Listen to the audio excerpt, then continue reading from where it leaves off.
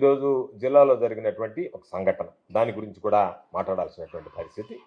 ఎందుకంటే నేను ప్రాతినిధ్యం వహిస్తున్నటువంటి సర్వేపల్లి నియోజకవర్గానికి సంబంధించి ఒక బీసీ నాయకుడు, యాదవ సామాజిక వర్గానికి చెందినటువంటి వాడు, మందల వెంకట శేషయ్య, అందరికీ తెలిసినటువంటి వాడు. ఈరోజు జడ్పీటీసీగా పనిచేశాడు. ఆ తర్వాత ఆ నియోజకవర్గంలో కానీ, మండలంలో కానీ, ఈ జిల్లాలో కానీ కీలకంగా వైఎస్ఆర్ కాంగ్రెస్ పార్టీ పక్షాన వ్యవహరిస్తున్నటువంటి వ్యక్తి. కాబట్టి అనేక సందర్భాలలో మేము వెంకట శేషయ్యకి అందరూ చెప్పేటువంటి వాళ్ళు, నీ మీద ఏదో ఒక కేసు బనాయిస్తాడు, కాబట్టి మీరు ఏదో ఒక, ఎందుకంటే సోమిరెడ్డి అవినీతిని ప్రశ్నించినటువంటి వాడు, సోమిరెడ్డి అన్యాయాల అక్రమాల మీద గళం విప్పినటువంటి వాడు, సోమిరెడ్డిని అడుగడుగునా ఎదుర్కొన్నటువంటి వాడు. కాబట్టి సోమిరెడ్డి రాజకీయంగా ఎదుర్కోవడానికి చేతగాక, శేషయ్యని ఎదుర్కొనేటువంటి ధైర్యం దమ్ము లేక ఈరోజు దొంగ కేసు పెట్టించినట్టుగా అర్థమవుతుంది. ఎందుకు దొంగ కేసు అన్నామంటే, మహిళలంటే మాకు గౌరవం ఉంది. ఎవరైనా ఒక మహిళకి అన్యాయం జరిగితే మేము ఎవరిమైనా సరే తనామన అనేటువంటిది చూడం. సొంత పార్టీ అయినా, సొంత కుటుంబ సభ్యుడైనా సరే ఆ విషయంలో ఆ మహిళలకు అండగా నిలుస్తాం తప్ప మా కుటుంబ సభ్యుడు, మా పార్టీకి సంబంధించినటువంటి వ్యక్తులు నిలవం. దీనిలో ఉన్నటువంటిది ఏమిటంటే, ఎందుకు మేము ఇంత గట్టిగా మాట్లాడుతున్నామంటే, ఒకటి, నెంబర్ 1, నాకు వ్యక్తిగతంగా వెంకట శేషయ్య గురించి, వెంకట శేషయ్య వ్యక్తిత్వాన్ని గురించి తెలిసినటువంటి వాడిని.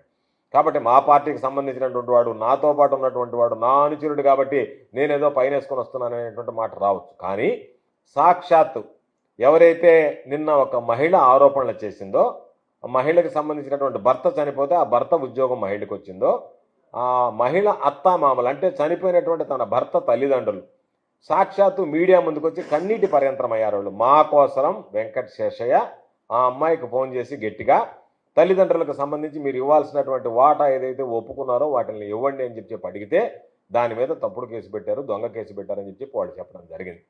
దీని పూర్వాపరాలు ఒకసారి పరిశీలిస్తే దానికి సంబంధించి నాకు ఎందుకు తెలుసు అంటే, ఆ అమ్మాయికి ఉద్యోగం ఇప్పించడానికి, ఆ కుటుంబానికి సంబంధించి ఆదుకోవడానికి శేషయ్య కష్టపడ్డాడు.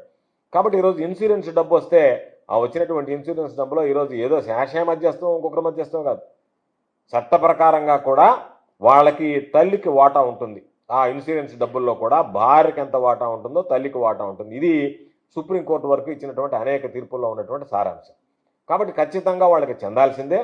కాబట్టి ఆ ప్రక్రియలో భాగంగా వాళ్ళు పాప వృద్ధ తల్లిదండ్రులు, ఆ చనిపోయినటువంటి అబ్బాయికి సంబంధించినటువంటి తల్లిదండ్రులు అడిగితే శేషయ్య ఇది ఇవ్వడం ధర్మం, అంతకుముందు ఒప్పుకున్నామని చెప్పి చెప్పడం జరిగింది. దానికి తెలుగుదేశం పార్టీ వాళ్ళు రంగప్రవేశం చేశాడు. రాజకీయంగా ఎదుర్కోవడానికి చేతగాక దమ్ము లేనటువంటి సోమిరెడ్డి వాళ్ళకి అండగా నిలిచి వాళ్ళ మీద ఒక కేసు పెట్టించాడు. కేసు పెట్టిస్తే సాక్షాత్తు మ్యాజిస్ట్రేట్ గారు ఆ కేసును చూసిన తర్వాత ఆయన నిన్న సాయంకాలం రిటర్న్ చేశారు. ఈ కేసు ఎట్లా అప్లికబుల్ అవుతుంది, దీనికి సంబంధించినటువంటి ఆధారాలు లేవు అని చెప్పి. ఆ తర్వాత పోలీసులు కానీ, రెవెన్యూ శాఖ కానీ ఈ జిల్లాలో ఎంత నిస్సిగ్గుగా వ్యవహరించిందంటే నేను ప్రత్యక్ష సాక్షిని. ఎందుకంటే పొద్దున నిద్రలేచి నేరుగా సిఐ గారు శేషయ్యని వెంకటాచలం తీసుకెళ్ళాడు.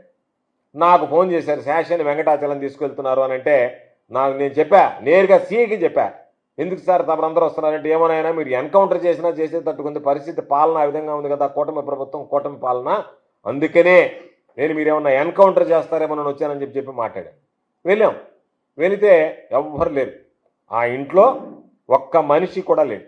వాళ్ళ పాపం పోలీసులు వస్తున్నారని భయపడి వాళ్ళ ఆ అబ్బాయి అమ్మ లేదు, ఆ అబ్బాయి నాయన లేదు, ఇద్దరూ లేరు. శేషయ్యని అక్కడ నిలబెట్టారు. నేను వెళ్ళి లోపల వెళ్ళి కూర్చున్నా. ఏమి జరుగుతుంది అంటే అక్కడ ఏమి లేదు, టీ తాగుతా కూర్చొని ఉండాలి అందరూ కలిసి. బయట నుంచి టీ తెప్పించి టీ తాగుతున్నారు. ఆ తర్వాత ఒక డాక్యుమెంట్ తీసుకొచ్చాడు సిఐ. ఆ డాక్యుమెంట్ ఏంటి అంటే, వీళ్ళు ఇంటికి వచ్చినట్టు పోలీసులు శేషయ్యని తీసుకుని వాళ్ళ అమ్మ నాయన ఇంట్లో ఉన్నట్టు, పెంచిలయ్య వెంకటమ్మ, వాళ్ళిద్దరు కలిసి మీ దగ్గర ఏదో డాక్యుమెంట్లు ఉన్నాయి కదంటే వాళ్ళ ఇంట్లో నుంచి వాళ్ళ కోడలు సంతకం పెట్టినటువంటి డాక్యుమెంట్ వాళ్ళకి ఇచ్చిన తర్వాత దానిని ఆర్ఐ ధృవీకరించినట్టు. అసలు ఆర్ఐ అక్కడికి రాలేదు, మేమందరం అక్కడే ఉన్నాం. రవి అనే రెవెన్యూ ఇన్స్పెక్టర్ అక్కడికి రాకుండా అసలు ఆ తల్లిదండ్రులు లేకుండా ఒక తప్పుడు కేసు. అంటే ఎంత దారుణం అంటే, ఒక ప్రభుత్వంలో మంత్రిగా పనిచేసినటువంటి వాడిని తీరా నేనే అసలు ఆశ్చర్యపోయా, ఒరే ఇంత దారుణంగా జరుగుతుందా, ఈ కేసులు ఇంత దారుణంగా ఉంటాయా పోలీసుల వ్యవహార శైలి అని చెప్పి. కాబట్టి నేను నా కళ్ళతో చూసినటువంటి ప్రత్యక్ష సాక్ష్యం. నా అంతరాత్మ చెప్తుంది, నా అంతరాత్మ నన్ను ప్రశ్నిస్తుంది. నువ్వుండి నీ ముందే ఒక సిఐ ఒక ఆర్ఐ రెవెన్యూ ఇన్స్పెక్టర్, ఒక సర్కిల్ ఇన్స్పెక్టర్ విధంగా పనిచేశారని చెప్పి అందుకే నేను మరలా చెప్తున్నా, ఈ సిఐ, ఈ ఆర్ఐ వీళ్ళిద్దరు ఎవరైతే పూనుకున్నారో వాళ్ళు ప్రతినిత్యం దేవుడికి పెట్టుకోవాలి. దేవుడికి వైఎస్ఆర్ కాంగ్రెస్ పార్టీ అధికారంలోకి రాకూడదు స్వామి, జగన్మోహన్ రెడ్డి గారి మరలా ముఖ్యమంత్రి కాకూడదు, గోవర్ధన్ రెడ్డి మరలా గెలవకూడదు అని చెప్పి ఎందుకంటే వాళ్ళకున్నటువంటి ఆ ఒంటి మీద ఉన్నటువంటి కాకి బట్టలు ఒలిచి శాశ్వతంగా నేను వైఎస్ఆర్ కాంగ్రెస్ పార్టీలో నిజాయితీ పరుడైనటువంటి నాయకుడిగా, కార్యకర్తగా కొనసాగాలంటే ఇటువంటి వ్యక్తుల మీద ఖచ్చితంగా చర్యలు తీసుకుంటాం.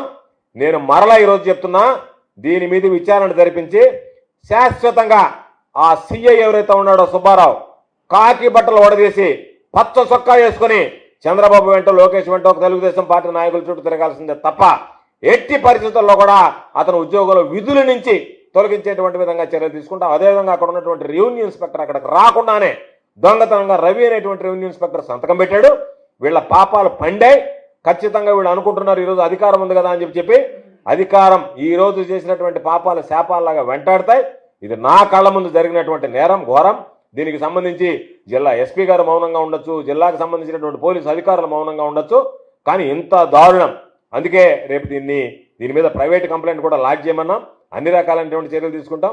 ఎవడో సిగ్గులేనటువంటి వాడు సోమిరెడ్డి లాంటి పనికిమాలిన వెధవ, వాడేరో ఆడవాళ్ళ చేత దెబ్బలు తిన్నాడు. నీ క్యారెక్టర్ ఎట్టాడనేటువంటిది ఈ జిల్లాలో సోమిరెడ్డి క్యారెక్టర్ అంటే అందరికీ తెలుసు, శాష క్యారెక్టర్ అంటే అందరికీ తెలుసు. అటువంటి పనికిమాలిన వాడు శ్రీనివాస మహల్లో ఆడవాళ్ళ చేత చెప్పులతో తనులు తిన్నటువంటి సోమిరెడ్డి లాంటి వ్యక్తి వీడి మాటలు విని వీళ్ళందరూ వెళ్ళి కేసులు పెట్టించి ఏదో ఒక విధంగా మేము చేస్తామని చెప్పి మాట్లాడి ఒక వ్యక్తి మీద, ఒక వ్యక్తిగతాన్ని హననం చేయడం అంటే, ఇప్పుడు మనం ఉన్నాం, మీరు కేసులు పెట్టండి, చేతైతే మీరు ఏదో దొంగ కేసులన్నీ పెడుతున్నారు, పెట్టండి, తప్పుడు కేసులు, ఇబ్బంది లేదు. ఒక వ్యక్తి యొక్క పర్సనల్ క్యారెక్టర్ అంటే ఈ వ్యక్తి దానికి సంబంధించి కొన్ని పత్రికలు, ఈనాడు, ఆంధ్రజ్యోతి పత్రికలు అయితే రాసేసాయి, జరిగిపోయినట్టే రాసే. పాపం వీళ్ళే చూసినట్టుగా, వీళ్ళకి అంతా తెలిసినట్టుగా ఏ విధంగా జరిగిపోయిన ధృవీకరించాయి. ఎవరు చెప్పారు? ఎక్కడ జరిగింది? ఎవరు ధృవీకరించారు? ఈ విధంగా నా కాళ్ళ ముందే నేను సాక్ష్యం, నా ముందే తప్పుడు సాక్ష్యాలు ఈరోజు నమోదవుతా ఉంటే, వీళ్ళు కోర్టులను తప్పుదారి పట్టిస్తూ ఉంటే, ఈ సాక్ష్యాధారాలతో వీళ్ళు కోర్టులకు వెళ్తూ ఉంటే వీళ్ళని అసలు ఉద్యోగానికి పనిచేయడానికి అర్హులా అని చెప్పి నేను ప్రశ్నిస్తున్నాను. రమణన్ ఎవరినైనా సరే నేను ధైర్యంగా చెప్తున్నా, సిఐ మీద, సిఐ మూటికి ముమ్మాటికి తప్పు చేశాడు, ధైర్యం ఉంటే సిఐ నా మీద కేసు పెట్టమనండి. ఏమి నేను చేయలేదు ఈ కేసు అని చెప్పట్టమని. నేను ప్రత్యక్ష సాక్షి, నేను అక్కడ నిలబడ్డాను. ఎక్కడున్నారు వాళ్ళ తల్లిదండ్రులు? ఈరోజు నాకు సీసీ ఫుటేజ్ చూపించండి. వాళ్ళ తల్లిదండ్రులు ఆ ఇంట్లో ఉండారా? లేదా ఆర్ఏ ఎక్కడికి వచ్చాడా? ఆర్ఏ ఎక్కడ సీజర్లో పాల్గొన్నాడా? సీజర్లో పాల్గొని ఆర్ఏ సంతకం పెట్టాడా? తీమనండి సీసీ కెమెరాలు. ఎస్పీ గారికి ధైర్యం ఉంటే, తాను నిజంగా నిజాయితీ పరుడైతే జిల్లా ఎస్పీ ఈరోజు దానికి సంబంధించినటువంటి సీసీ ఫుటేజీలు తీస్తే ఆ ఆర్ఐ అన్ని గంటలకు ఎక్కడున్నాడో తెలుస్తుంది. ఆర్ఐ అనేటువంటి వాడు కనీసం ఆ ప్రాంతానికి కూడా రాలేదు. వెంకటాచలంలో సీసీ ఫుటేజీలు ఉన్నాయి. వెంకటాచలంలో సీసీ ఫుటేజీలు తీస్తే బయటపడుతుంది. ఎన్ని గంటలకు మీరు స్టేషన్ అరెస్ట్ చేశారు? ఎన్ని గంటలకు మీరు స్టేషన్కి తీసుకెళ్లారు? ఎన్ని గంటలకు మీరు ఈరోజు రిమాండ్ చేశారు? పాపం నేను, నాతో పాటు సోదరుడు చంద్రశేఖర్ రెడ్డి గారు, మేమిద్దరం రాత్రి 10 గంటల నుంచి ఏకూజాను 3 గంటల వరకు ఉన్నాం. వీళ్ళు ఈ పనులు చేస్తారని వాళ్ళతో పాటు ఉన్నాం, స్టేషన్లో ఉన్నాం. ఆ తర్వాత శేషయ్యని ఎంత దారుణం అంటే, ఆ సిఐ ఏమనుకుంటున్నాడేమో నాకు తెలియటంలే, శేషయ్య మీద దొంగతనానికి శేషయ్యనే సాక్ష్యం పెట్టమంటున్నాడు. అంటే ఆ ఇంట్లో ఆ సీతలు దొరికినట్టుగా నువ్వు ఒప్పుకొని సంతకం పెట్టేం కాదంటున్నాడు. ఇంతకన్నా దారుణమైనటువంటి పరిస్థితులు ఉంటాయా? శేషయ్యని బెదిరించి నువ్వు ఆ ఇంట్లో వాళ్ళు ఇచ్చినట్టుగా ఒక డాక్యుమెంట్లు, దొంగ డాక్యుమెంట్లు తీసుకొచ్చి ఆ డాక్యుమెంట్లకి చూసినట్టుగా వీడు సీజ్ చేసిన మాట వాస్తవమేనని ఆర్ఐ దొంగ సంతకం పెడితే ముద్దాయినే దొంగ సంతకం పెట్టమని చెప్పి మాట్లాడారు. కాబట్టి ఇవన్నీ జరిగినటువంటి వాస్తవాలు. ఇవన్నీ కూడా ఈరోజు ఒకవేళ అధికారం ఉండొచ్చు, అధికారం ఉంటే చేతకానటువంటి వెధవ సోమిరెడ్డి లాంటి వాడు, నీ క్యారెక్టర్, సోమిరెడ్డి క్యారెక్టర్ అనేటువంటిది ప్రతి ఒక్కరికి తెలుసు. కాబట్టి ఖచ్చితంగా మేము ప్రశ్నిస్తాం. మేము కేసులకి, అరెస్టులకు భయపడాం. సోమిరెడ్డి లాంటి పనికిమాలిన వెధవలను అసలు పట్టించుకోం. కాబట్టి వాళ్ళ మీద మా పోరాటం కొనసాగుతుంది. ఈ ప్రభుత్వమైనా, ఈ ఉన్నటువంటి జిల్లా స్థాయి అధికారులైనా ఆలోచన చేయాల్సింది, మరి నిజంగా మహిళకు అన్యాయం జరిగిందా, లేదా ఈ మహిళ పేరుతో మనం దొంగ నాటకం ఆడుతున్నాం? మహిళకు అన్యాయం జరిగిందా? మీరు వాస్తవాలు చెప్పండి. పాప నిజంగా మహిళకు అన్యాయం జరిగి ఉంటే మేమందరం ఆ మహిళ పక్కన నిలుస్తాం. ఎందుకంటే అన్యాయం జరిగింది కాబట్టి ఒక మహిళకి. అలా కాకుండా ఒక ఫ్యాబ్రికేటెడ్ కేసు తీసుకొచ్చి దాని మీద పాపం అందరూ చెప్తారు ఏమని, మహిళకు అన్యాయం జరిగింది. మహిళకు అన్యాయం జరిగితే అందరికన్నా ముందు స్పందించేటువంటిది వైఎస్ఆర్ కాంగ్రెస్ పార్టీ, జగన్మోహన్ రెడ్డి గారి నాయకత్వం. ఇక్కడ మేము ఎవరం కూడా మహిళలకు సంబంధించినటువంటి విషయాల్లో చాలా జాగ్రత్తగా ఉంటాం. మీకు చేతగాక, మీరేమీ చేయలేక పాపం ఒక మహిళని, అమాయకురాలైనటువంటి మహిళను అడ్డుపెట్టుకుని ఆ మహిళ అంతరాత్మ చెప్తుంది ఏం జరిగిందో. ఆ మహిళ అంతరాత్మ చెప్తుంది ఏది పాపం శేషయ్య ఏమి చేశాడు, శేష వల్ల ఆ కుటుంబానికి మేలు జరిగిందా, కీడు జరిగిందా, అన్యాయం జరిగిందా అని. లేకపోతే పాపం ఆ కుటుంబం ఈరోజు బోరున శేషయ్య కుటుంబం ఏ విధంగా వినిపిస్తుంది అదేవిధంగా. కాబట్టి శేషయ్య కుటుంబం ఈరోజు రోధించింది, నన్ను బాధించింది. తప్పనిసరిగా శేషయ్య మీద అనుచితంగా అన్యాయంగా కేసులు మోపినటువంటి వాడు ఎవడైనా సరే ఆ కుటుంబాలు ఇంతకి 10 రెట్లు బాధపడకపోతే అప్పుడు నన్ను అడగండి అని చెప్పి సందర్భంగా తెలియజేస్తున్నా. తప్పనిసరిగా బీసీలను అణగదొక్కాలనేటువంటి కుట్ర ఎదిగేటువంటి వాడు, ఒక సామాన్యుడిగా ఉన్నటువంటి వాడు, ఒక మీడియాలో ఉన్నటువంటి వాడు, ఒక పేపర్ రిపోర్టర్గా ఉన్నటువంటి వాడు ఈరోజు జడ్పీటీ స్థాయికి ఎదగడం, జిల్లాకు వైస్ ప్రెసిడెంట్ కావడం, దీన్ని జీర్ణించుకోలేనటువంటి వాళ్ళు కొంతమంది గట్టిగా జగన్మోహన్ రెడ్డి గారి పక్షాన నిలబడి వైఎస్ఆర్ కాంగ్రెస్ పార్టీ పక్షాన గళం ఇప్పడం, ఇవి జీర్ణించుకోలేనటువంటి వ్యక్తులు, చేతకానటువంటి వ్యక్తులు, చవటదద్దమ్మలు ఈరోజు దాని మీద కక్ష సాధింపులకు పాల్పడ్డారు. కాబట్టి ఈరోజు వైఎస్ఆర్ కాంగ్రెస్ పార్టీ నాయకులు, కార్యకర్తలు అందరూ ఆ కుటుంబానికి శేషయ్యకి అండగా నిలిచారు. ఈరోజు అందరు నాయకులు అక్కడికి తరలి రావడం జరిగింది కోర్టు దగ్గర. చివరికి కోర్టు ఉన్నటువంటి సాక్ష్యాధారాలు ఏదైతే వీళ్ళు ప్రవేశపెట్టారో దాని మీద రిమాండ్ ఇచ్చింది. కాబట్టి మాకు న్యాయ పోరాటం కొనసాగుతుంది. మా న్యాయ పోరాటం శేషయ్యని విడుదల చేయించడానికి న్యాయ పోరాటం చేస్తాం. శేషయ్యని అక్రమంగా ఇల్లీగల్ డిటెన్షన్ ఏదైతే పెట్టారో అక్రమ నిర్బంధం మీద, ఆ నిర్బంధించినటువంటి వ్యక్తుల మీద మా న్యాయ పోరాటం కొనసాగుతుంది. ప్రభుత్వం అధికారంలోకి వచ్చిన తర్వాత సంపూర్ణంగా విచారణ చేయిస్తాం. విచారణలో వీళ్ళ దోషాలు, లోపాలు బయటపడతాయి.